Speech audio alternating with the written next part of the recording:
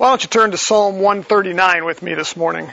Psalm 139. I want you to think for a moment. What do you think of when we read these words? For you formed my inward parts. You wove me in my mother's womb. I will give thanks to you, for I am fearfully and wonderfully made. Wonderful are your works, and my soul knows it very well. My frame was not hidden from you when I was made in secret and skillfully wrought in the depths of the earth. Your eyes have seen my unformed substance, and in your book were written all the days that were ordained for me, when as of yet there was not one of them. What do you think of when I read those words to you? Does anything specific come to mind? I think many probably, when they, at least within the Christian community, when they hear those words, think immediately of abortion. And it's because it's oftentimes used to prove that life begins at conception. It's a lot like Psalm 23, where whenever we hear the words of Psalm 23, though I walk through the valley of the, the rest. And immediately we think of funeral, right? And when we studied through Psalm 23, we realized that wasn't David's intent. He didn't write it as a funeral hymn.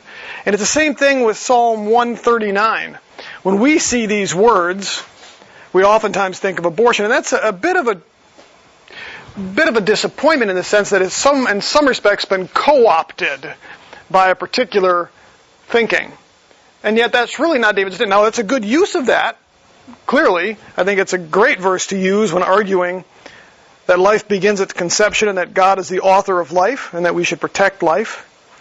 But the intent was something very different by David, and oftentimes we find that with the Scriptures where we can apply them in a variety of ways. But we're going to look at the intent of this morning. Now, there's quite a bit of debate as to how to categorize this hymn. In other words, as we've gone through the hymns, we try to give them a category, so it helps us understand them. As we look at this, the one thing we notice immediately is that it's written much like a prayer, which would make it a psalm of lament. That would be the category that it would fit into. However, there's also elements of it that resemble both wisdom and praise hymns. So you might say, well, it fits into that category. But there's another type of hymn that's called an imprecatory psalm. I don't expect you to remember that, but an imprecatory psalm. And it's where one calls down judgment upon the enemies of God. And so what we have with this psalm is no agreement as to how to categorize it. It could be considered a lament, it could be considered a wisdom psalm, it could be considered a praise psalm, it can be an imprecatory psalm. And so there's a bunch of different elements that we see mixed up in this particular psalm today. As you read through it, you cannot help but see that one of David's purposes is to plead with the Lord for vindication. In other words, he's crying out for the Lord because he's been accused of something, some suspicion or some false claim by his enemies, and he's crying out to God for vindication from those claims. Now, the reason I think this psalm is important for us, and we've talked about this on and off every once in a while, about how even here in the United States now we're beginning to face more opposition. And we find claims made on a regular basis against God's people. We think about the whole LGBT thing, and we think about abortion and all those other things, and the hatred for the stances that we take is growing. There's no question about that, and so we are accused. In fact, it's getting more difficult today if we simply say that we are opposed to something, or if we favor something. For instance, if we say we favor traditional marriage, what does that say to the community around us? And that's right, automatically it's, you hate gay people. It's like, well, no, I love gay people. I just support traditional marriage. No, you are a bigot, you hate. And so it's getting to the point now where it's almost assured and guaranteed that as we stand up for the principles and the things that we believe as God's people, it's not seen as loving or compassionate or gracious or kind. It's seen as quite the opposite. And so I believe that we are facing a time now where that opposition will continue to grow, and we may find ourselves in a place like David where around every corner we'll be accused of things that are not true of God's people. And it's at times like that that our only hope will be to cry out to God for vindication, because He promises us that He'll vindicate us. And so as we look at this psalm today, there's a number of things I want to point out. Let's look at the structure first off. There are 4 parts to this psalm, and we're going to use some alliteration today. We're going to use the word, or the letter O, for some alliteration. Basically, 4 times that David seeks vindication from the Lord. He first seeks vindication through the Lord's omniscience. Okay, that's verses 1 through 6. He then seeks vindication through the Lord's omnipresence, which is verses 7 through 12. He then seeks vindication through the Lord's omnipotence, which is verses 13 through 18. And then lastly, he seeks vindication through his own opposition to the Lord's enemies. That's the rest of the psalm. And so basically what we find are that David is going to reflect on 3 traits of God and one of his own traits. And he believes that those things will vindicate him from the accusations of God's enemies. Again, the Lord's omniscience, omnipotence, omnipresence, and David's own opposition to the Lord's enemies. There's a number of poetic elements to this as well. I've mentioned this word before. It's the word merism. It's where you take 2 opposite words and you use them together to imply the whole. And what I mean by that is, look at verse 2. If you look at verse 2, David says, "You know me when I sit down and when I rise up." What do you suppose David is referring to there? It's another way of saying something. You know me when I sit down and when I rise up. Means all the time. You know me all the time, Lord. But instead of saying that, he uses these opposites, these extremes. Standing up, laying down. Look at verse 3. He says, "You scrutinize my path," that's my walking, "and my lying down." It's the opposite of walking, is it not? And again, there he means everything that I do. So instead of simply saying everything I do, he says when I walk or when I lie down. Look at verse 5. He says, "You have enclosed me behind and before." In other words, in front of me and behind me. That's another way of saying all around me. So you can see the poetic elements here with that. The last one I'll mention is, look at verse 8. He says in verse 8, "If I ascend to heaven, you are there. If I make my bed in Sheol, behold, you are there." The opposites. What's the opposite of heaven? Sheol. And so he says, if I go to heaven, you're there. If I go down into Sheol, and remember, Sheol was not just hell, it was the place that you went after death. Some went to Abraham's bosom, which simply means to wait for their resurrection.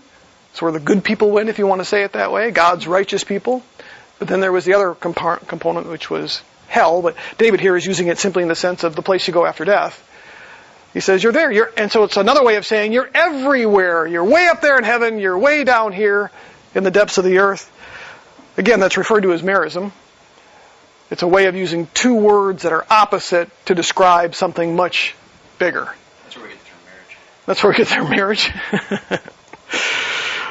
Contrast is another tool that he uses here. Look at verses 11 and 12. He says, "If I say, surely the darkness will overwhelm me, and the light around me will be night. Even the darkness is not dark to you, and the night is as bright as the day. Darkness and light are alike to you." Notice the contrast there to paint this great picture. Dark, light, day, night. He also uses hyperbole. Look at verse 18. He says, "If I should count them," he's referring to God's ways. Let's start at verse 17 actually. "How precious are your thoughts to me, O God? How vast is the sum of them? If I should count them, they would outnumber the sand. When I awake, I am still with you." So we've got this hyperbole, this exaggeration, if you will, that your thoughts are so vast to me, they're like the sand of the sea. Anybody count the sand of the sea? It'd be impossible, would it not? That's his whole point. So he uses this hyperbole. He uses repetition. Look at verses 21 through 22. "Do I not hate those who hate you, O Lord? And do I not loathe those who rise up against you? I hate them with the utmost hatred. They have become my enemies." How many times is the word hate used there? 4 times. It's this idea of repetition, which is often used in Hebrew poetry as well to drive home a point. I hate, I hate, I hate, I hate. He's trying to drive something home with the repetition there. The last thing I think I'll touch on in terms of some of the poetry here is what I would refer to as bookending. Bookending is where you take very similar phrases and you start that way and you end that way. It becomes bookends like on a bookshelf. You look at verse 1, he starts off with, O Lord, you have searched me and know me. You understand my thought from afar. Jump down to verse 23. He says, search me, O God, and know my heart.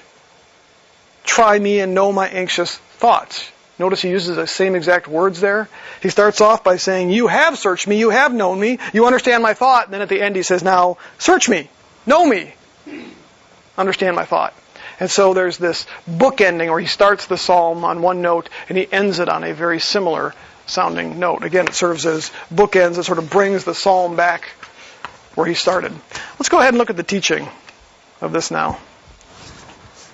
First thing we mentioned was that David seeks vindication through the Lord's omniscience. Omniscience refers to the Lord knowing everything.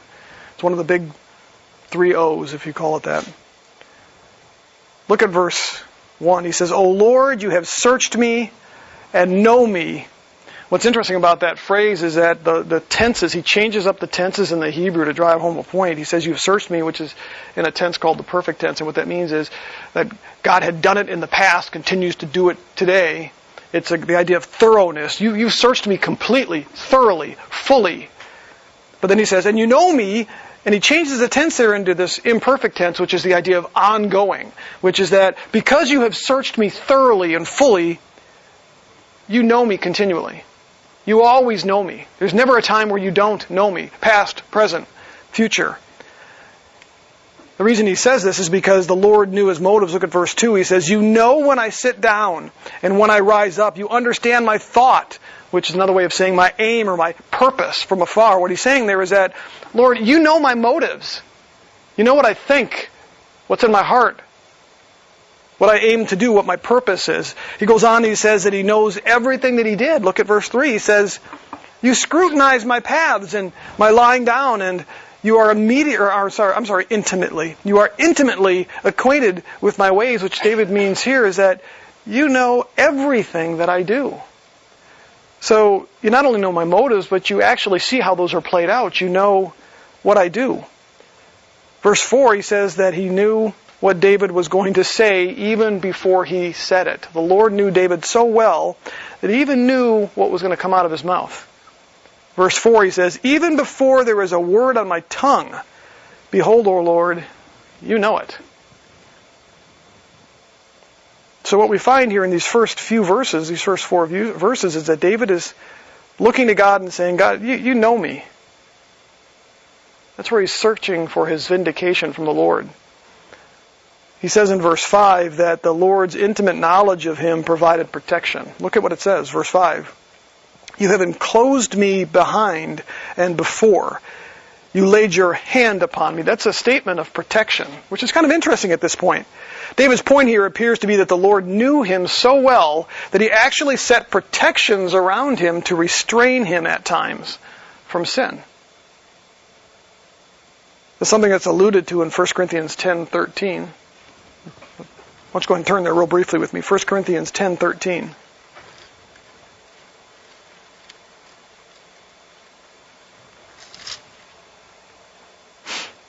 You're all familiar with this verse.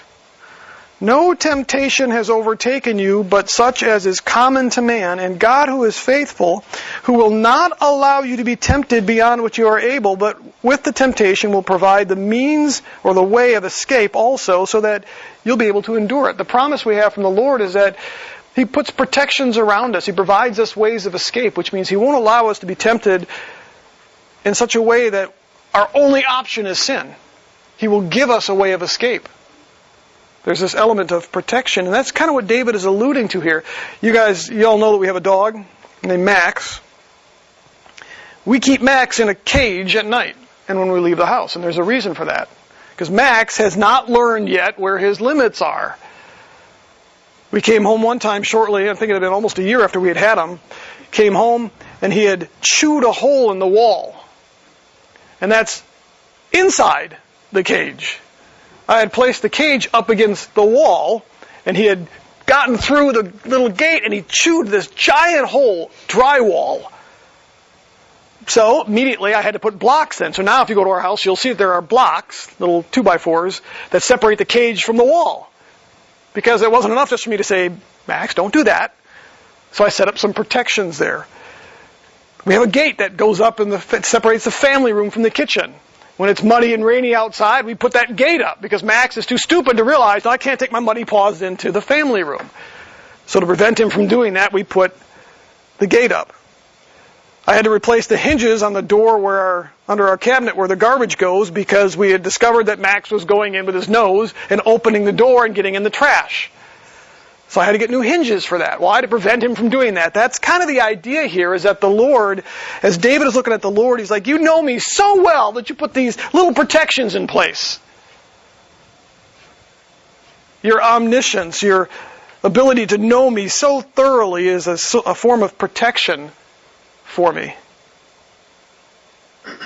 Look at verse 6. David says that because the Lord knows him so well, it overwhelmed him. Look at verse 6. He says, such knowledge, this knowledge of how well you know me, is too wonderful for me. It's too high. I can't attain it. Did you ever think about that for a moment? You know, it's one thing for us intellectually to say, yeah, I realize that God knows all things and so he knows me. But when you really get down and you think about it, it's pretty overwhelming how well the Lord knows us. In fact, he knows us better than we could ever know ourselves. There are some times, even with our own kids, where I think I know them better than they know themselves. And they may make a statement. I had one the other day with the oldest daughter, and she made some comment. I said, no, that's not really true, honey, because I know you, and I know this about you. Oh, but I know you better than you know yourself, because I've seen it. She thought she knew herself, but not as well as her daddy does. Sometimes there's that self-deception. Sometimes there's just not knowing ourselves, or we like to think better of ourselves than we really are, or our intentions color how we think about ourselves. I would never do that. Really? Sometimes Dad knows better. And so David here, this appeal for vindication, you might paraphrase it this way. This is basically what David is saying. Lord, you know I am innocent of the accusations against me because you know me. Because you really know me. And so David is able to call upon the Lord to vindicate him, because he's basically saying, Lord, you know I'm not guilty of these things. You've looked at me. You understand me. You know me. You know my motives. You know my thoughts. You know everything before it comes out of my mouth. You know me so well that you know that I'm not guilty of these things. So what's the practical application for us in this? Why was David able to be so confident in the Lord? He wasn't a perfect man, was he? He obviously sinned, but he was a man after the Lord's own heart. He wasn't perfect, but he loved the Lord and he sought to please him through his obedience. I wonder sometimes if we could have the same confidence with the Lord as David did. You know, I oftentimes, when I look at the way we behave as Christians sometimes, we're not always innocent in the way that we present ourselves or the things that we do. You know, I think about sometimes the way that we handle the abortion debate. There are times where we don't show a lot of compassion. We do show hatred towards those. Now, I'm not saying that's always the case. I think most Christians are by far compassionate. But we don't always show that.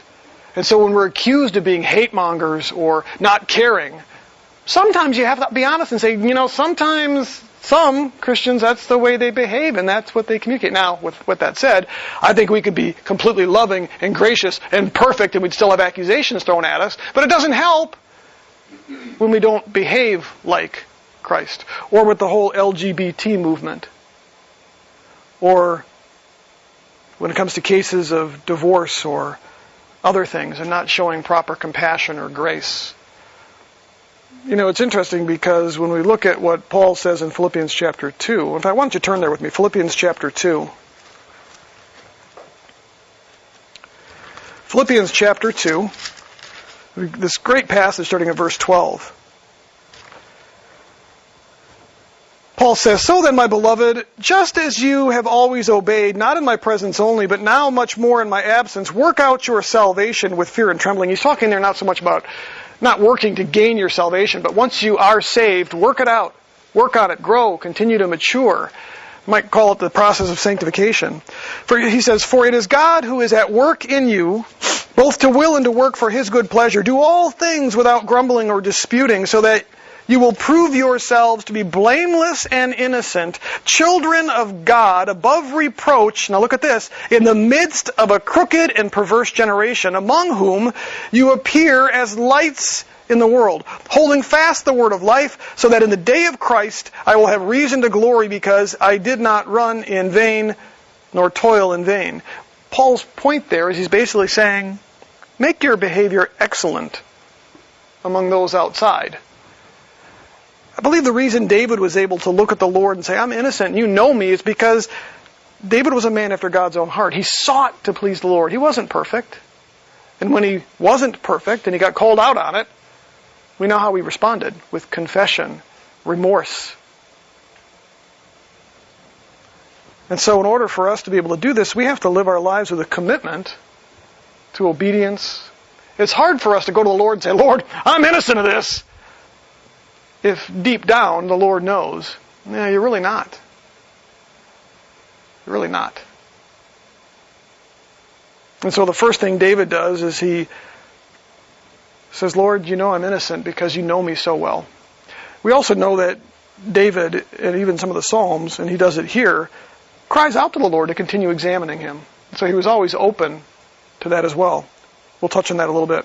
The next thing David does is he now turns to God's omnipresence, which is the idea that God is everywhere. That's verses 7 through 12. I'm going to read those. He seeks vindication now through the Lord's omnipresence. Look at verses 7 through 12. He says, "Where can I go from your spirit?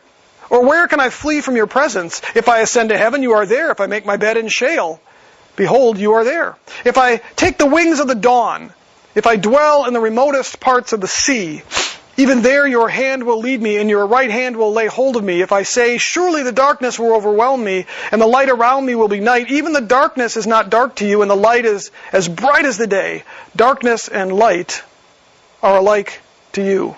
Now you may wonder what God's omnipresence here has to do with vindication or David's plea. First off, the fact that God is everywhere and sees everything means that nothing is hidden from him. Nothing is hidden from him. The Lord said something to Jeremiah that I think is valuable here. It comes from chapter 23 of Jeremiah. It says, "Can a man hide himself in hiding places so that I don't see him, declares the Lord? Do I not fill the heavens and the earth, declares the Lord?" Basically what God was saying to Jeremiah was, nobody can hide from me. I see everything. Much like a dad as he looks at his daughters and says, "I have my eye on you," right? Well, that's kind of the point. And so David here reflects on that. They convey a sense of not wanting or attempting to hide anything from the Lord because he recognizes that the Lord sees anything. That's really at the heart of this. David is not just saying, "Oh Lord, you see everything," but he's saying, because you see everything, I desire to obey.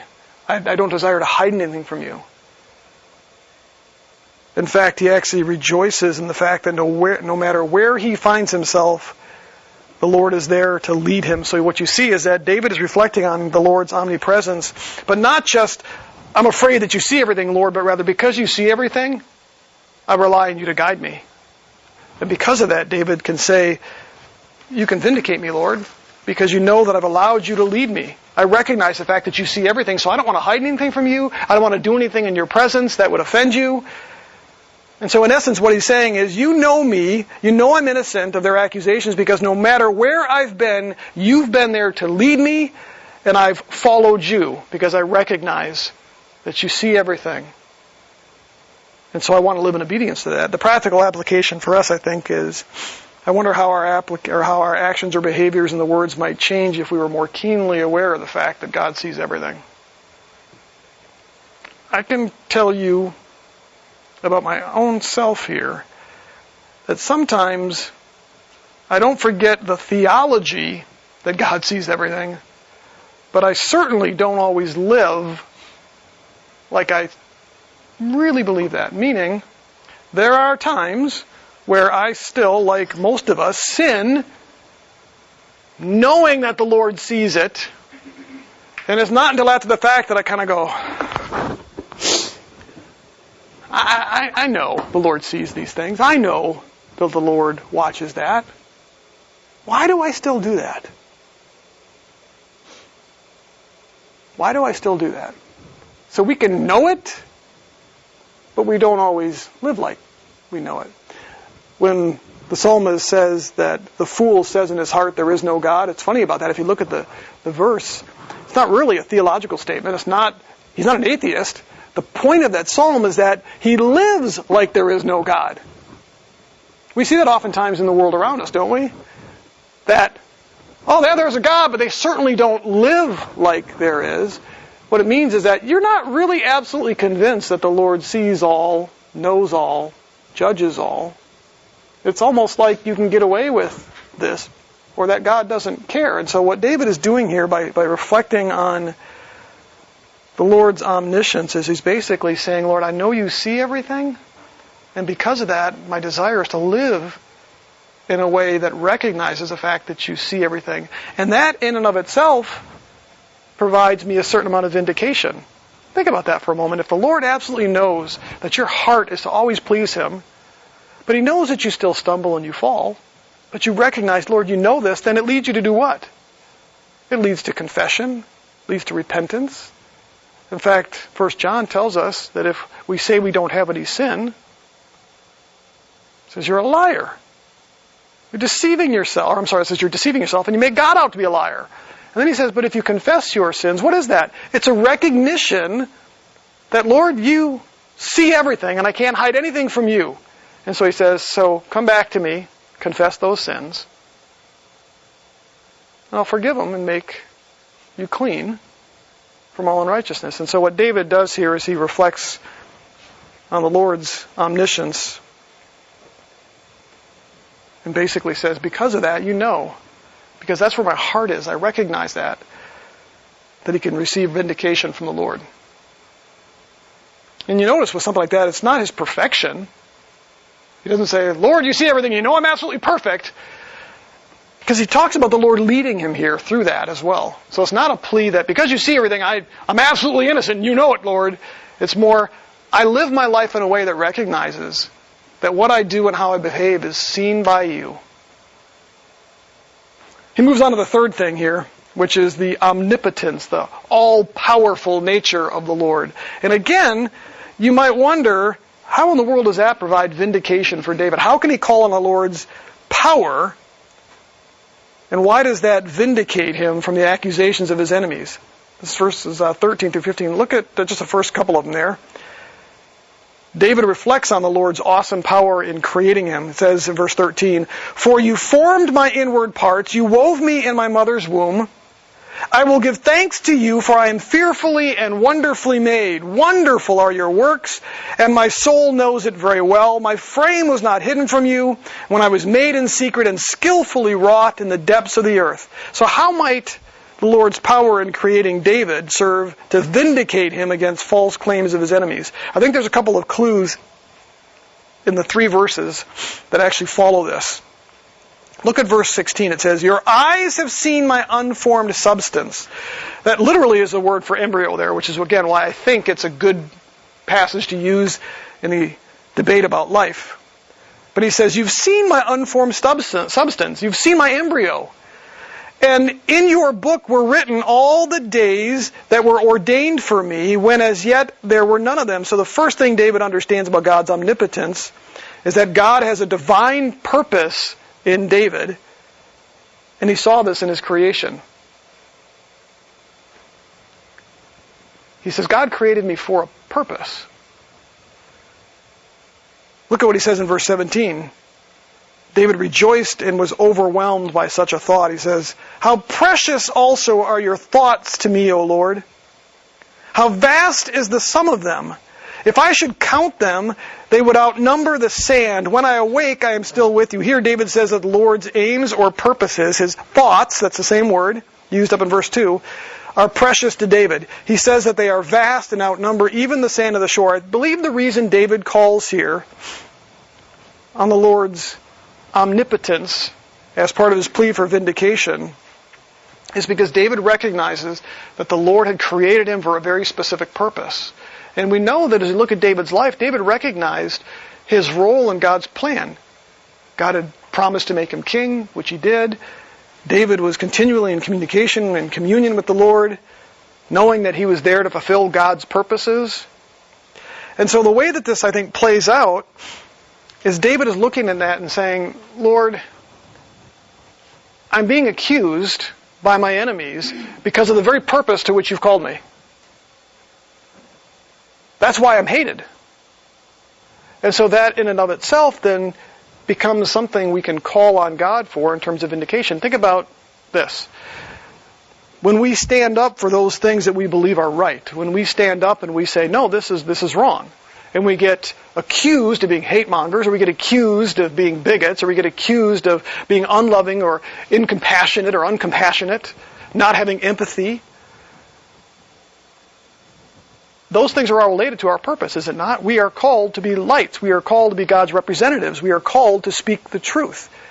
Jesus said, when they hate you, it's because they hated me first. But by the way, you will be hated because of that. And so the accusations that are made against us come specifically because of the purpose to which God has called us. And so when David reaches out to God and says, Lord, vindicate me, because these accusations are made against me because of the very reason and purpose you created me for. I think it's kind of an interesting thought. Because what it's basically doing is it's saying, Lord, the stuff that I face, the accusations that are made against me, is because of why you've created me. And because of that, there are certain protections found in that. As the Lord looks down, He is certainly going to look at His people and say, yes, you're being hated because of me. And because of that, there's a certain sense of innocence that can be found in that, is there not? There really is. We're not always, like I said, if we're not careful about our behavior, we can be hated for what we deserve because of the way we behave sometimes. But when we are being hated or accusations leveled against us, purely because we are standing up for what God has created us for, we can turn to God and say, Lord, what they're saying is not right. And I'm not being accused because of who I am in and of myself, but rather because of who I am in you. And so David looks at that and he calls on God for vindication because of that. And so when he basically reflecting on God's power here, he's using it to reflect on His creation and the purpose for which He was created for, and saying, Lord, I'm hated because of that. And then he calls out to God to vindicate him. Another way to say this, David's appeal for vindication, might be basically this. Lord, you know I am innocent because you created me for a purpose, and I have valued and embraced that purpose. That's why these accusations are being made against me. We face that as Christians all the time. When a Christian baker, two people come into his shop who have been served by him for years, and they now say, we'd like you to make us a cake to celebrate our gay wedding. And he says, I'm sorry, I can't do that because it violates my relationship with the Lord. However, you can go down the street where somebody else will make you a cake, and all of a sudden there's a firestorm because of that. The baker can say, Lord, I'm simply standing up for your principles here. Simply standing up for, you created me this way. You've created me to love you, to honor you, to serve you, and now I'm being accused of all kinds of things that are not true about me. Lord, vindicate me. Vindicate me. And that's just one example, maybe the extreme, if you will, but does that not happen more frequently now to God's people? It does. So from a practical application standpoint, I think we first have to realize that we have been created for a purpose. We know that's pretty clear. And because of that purpose, because of God's power in doing that, we're going to face opposition. We're going to face accusations by people. Things that will be untrue. So as we live out that purpose, that's what we will ultimately face. And we can turn to the Lord and say, vindicate us, Lord. And ultimately He will He not? We know that in the end, God will honor those who honor him and will punish those who hate him. We will receive vindication in the Lord for the opposition, the persecution, and the false accusations made against us. Because God has assigned us to this purpose. The last thing that we see here is that David seeks vindication through his opposition to the Lord's enemies. And so while the first three reasons that David is able to call on the Lord for vindication from the false accusations all relate to God and his character, this last one is actually one of David's characters, or character traits. Verses 19 through 24. He begins with a call for God to destroy the wicked and for such men to depart from him because of their opposition to God. Look at verses 19 and 20. Oh, that you would slay the wicked, O Lord. Depart from me, therefore, men of bloodshed, for they seek or speak against you wickedly, and your enemies take your name in vain. So David basically calls for God to slay the wicked and basically calls on them to leave them alone. That serves as a warning, basically. It's funny because even in this we find a little bit of compassion on David's part. Tells him to depart from him. It's a way of saying, knock it off. David reminds the Lord of his hatred for such men in verses 21 through 22. Look at this. He says, do I not hate those who hate you, O Lord? Do I not loathe those who rise up against you? I hate them with the utmost hatred. They have become my enemies. There is literally no way to soften that, folks. David hates those kind of people. He even emphasizes, it's the utmost hatred. It's the strongest kind of hatred. This isn't a little bit of hatred. It's not like I just don't like them. No, I literally hate them about as much as I could possibly hate such people. Now you might say, wait a minute, Jesus says to love our enemies. We're not supposed to hate anyone. The problem with that is Jesus was referring, places like Matthew chapter 5 and others, was talking about personal vengeance. Somebody wrongs you, your enemy, you're not to seek vengeance against them. Instead, you're to love them. Whether it's inside the church or outside the church. Jesus did just that. Did he not? They put him on a cross. What does he say when he's up there? Lord, forgive them. They don't know what they're doing. He died on the cross for those people that drove the nails through his hands, through his feet. He certainly loved his enemies, but he didn't seek his own personal vengeance. He said to Pilate, you know what? I could smote you. I could call down 10,000 angels in a heartbeat and vaporize you if I really wanted to. But he was there to serve the Lord's purpose, didn't seek personal vengeance on his own. And so those passages really refer to that. What David is getting at here is this moral disgust or repugnance towards men who hate the Lord and actively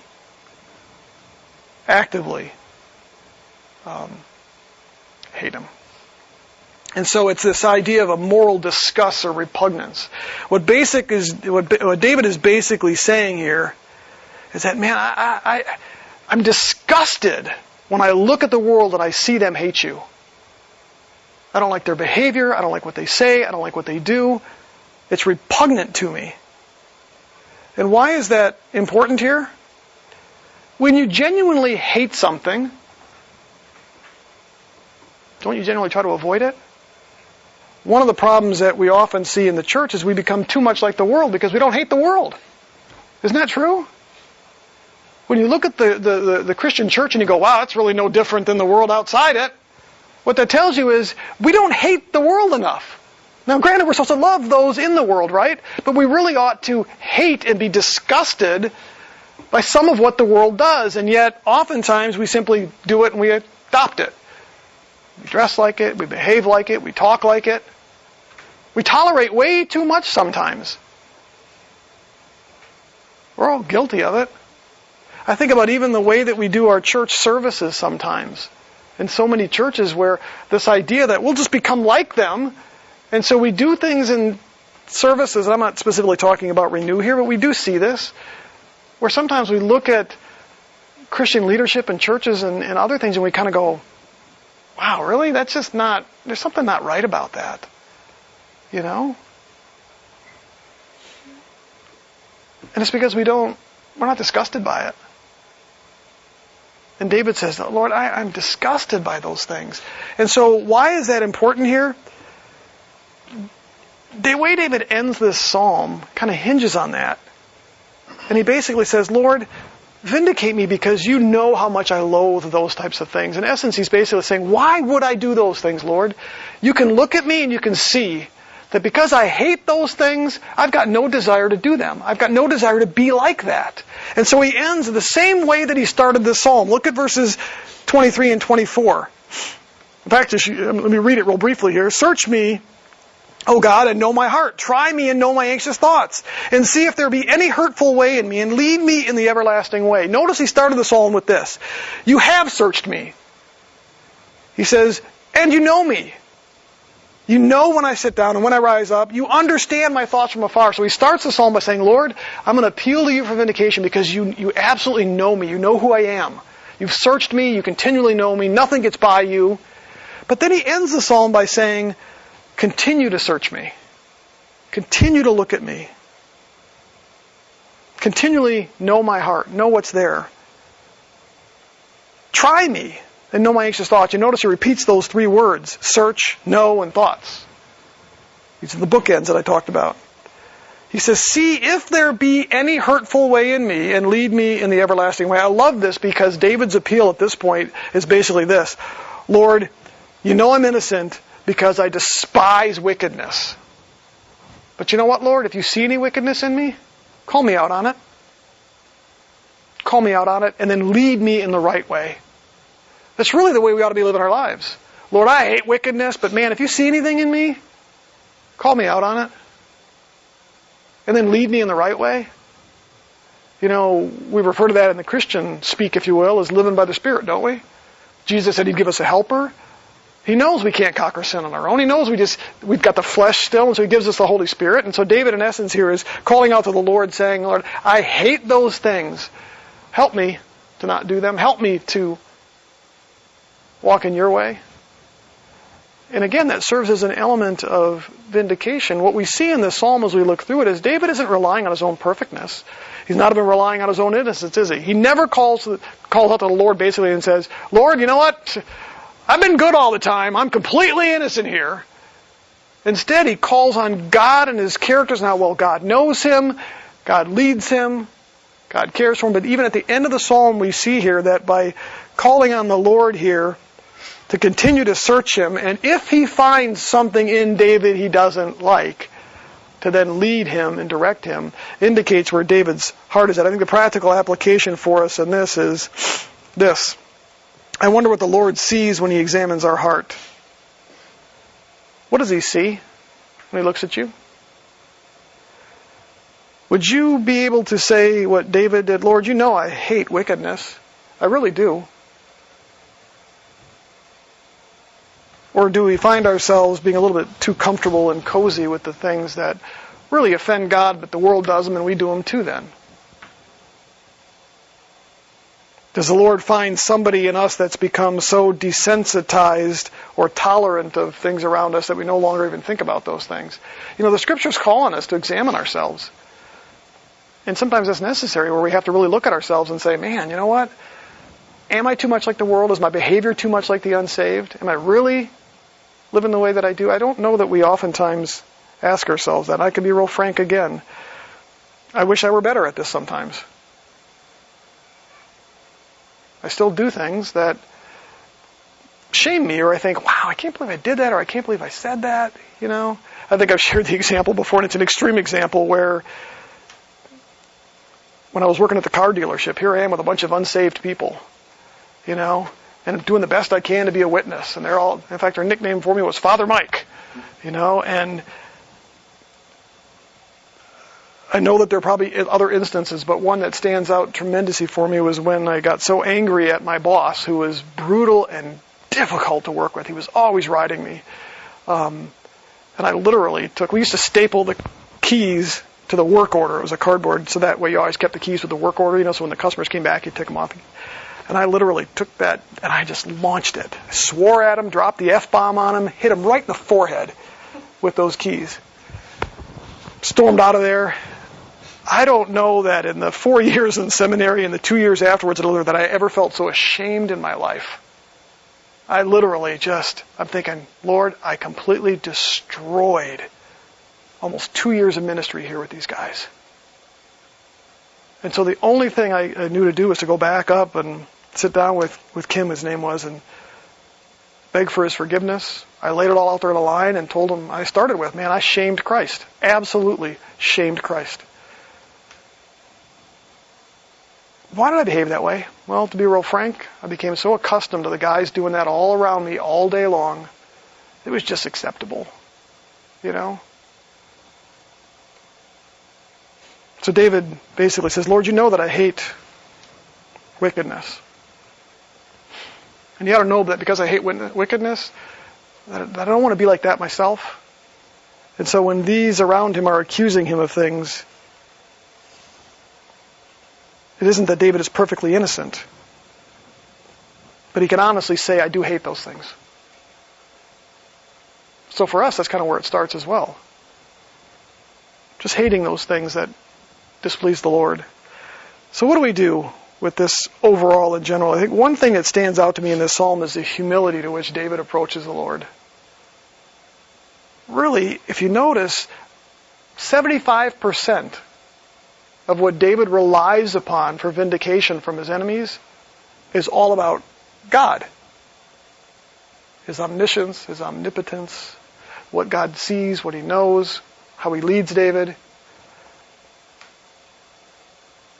His confidence in the Lord and his belief that the Lord will vindicate him against false claims isn't based on David's pride or arrogance or self-righteousness, but on his faithful relationship with the Lord, is it not? And that's true of us as well. When we are facing further opposition or we are facing more challenging times going forward, what our kids are going to face is going to be much more difficult than what we've faced. I believe that we live in a time where opposition to the Lord is going to continue to grow. It is going to get stronger. It's going to become more hateful. It's going to be more difficult, I believe. You have even us worshiping in a place like this.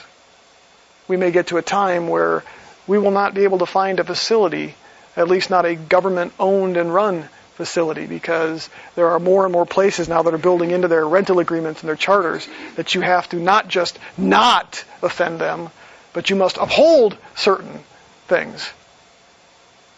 You know, we find schools now that won't let kids meet as Christians. You've got colleges that write into their charters that, you know what, it's not enough that you don't teach during your meetings about certain things, but we want to see in writing that you uphold and support certain things that are offensive to God. It'll become much more difficult. And where do we find our vindication? Well, first off, we know that the Lord will vindicate us. But as we look through what David does here, it's his faithful relationship to the Lord that allows him then to call out and say, hey, you know me, you've examined me, you've seen me, you know these things that they're saying are not true about me. But also, Father, you've created me for a purpose. And it's because of that purpose that I face these things. And so all of these things are found in this psalm here. So where does that vindication come from? It comes from the Lord. But not just because we can say, I'm innocent, but rather because of that relationship that we have with the Lord and how well he knows us, how well he guides us and protects us.